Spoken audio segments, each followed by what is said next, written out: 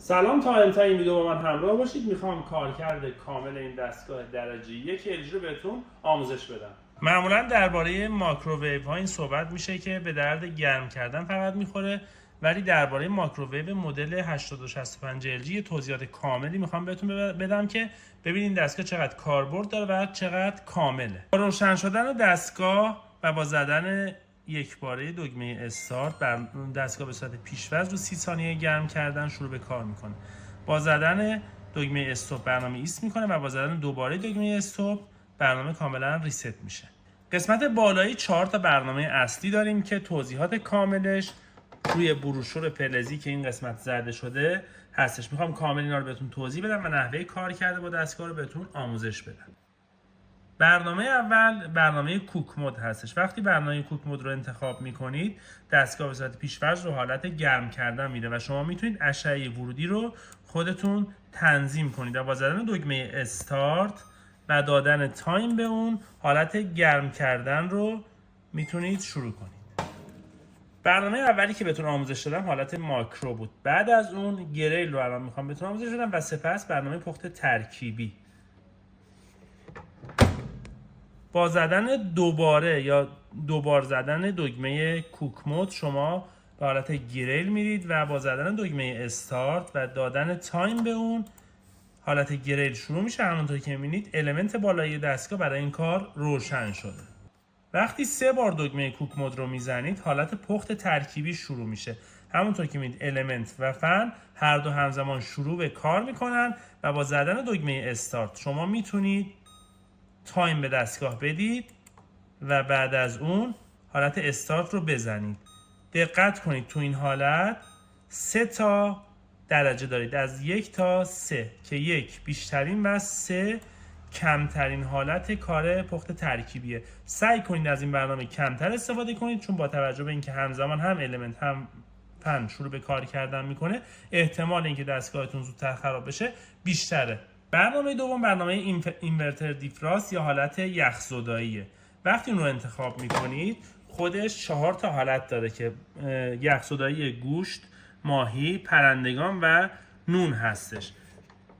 وقتی دکمه اینورتر دیفراست رو میزنید و حالت استارت رو انتخاب میکنید میتونید به اون وزن بدید. وقتی وزن دستگاه رو انتخاب میکنید یعنی وزن مواد غذایی رو انتخاب میکنید و با دکمه استارت رو میزنید دستگاه شروع به کار کردن میکنه.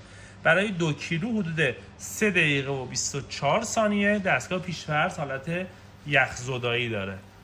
دقت کنید زمانی که برنامه اینورتر دیفراست رو انتخاب میکنید گزینه اول گزینه یخزدایی از گوشت هستش. برای مثال میخواید گزینه 4 رو انتخاب کنید، 3 بار این دکمه رو میزنید و رو حالت یخزدایی از نون دستگاه قرار میگیره. دکمه استارت رو میزنید و دستگاه بعد از دادن وزن شروع به کار کردن میکنه. سومین گزینه پاپولار منو هستش. وقتی اون رو انتخاب میکنید داخل بروشور یه تعداد برنامه پخت دارید که از 1 تا 4 برنامه پخت غذاهای عربی، اروپایی و سایر غذاها. بر فرض میخواید گزینه دوم از غذاهای عربی رو انتخاب کنید.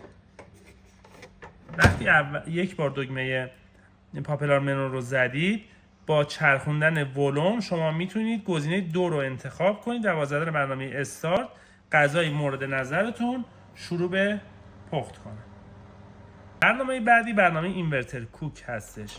برای اینورتر کوک هم شما 5 تا برنامه اینجا دارید که آخرین گزینه حالت گرم نگه دارنده هستش. برای انتخاب هر یک از این برنامه ها بر فرض مثال شما میخواید گزینه دوم از غذای رست رو انتخاب کنید و حالت رست بیف رو انتخاب کنید.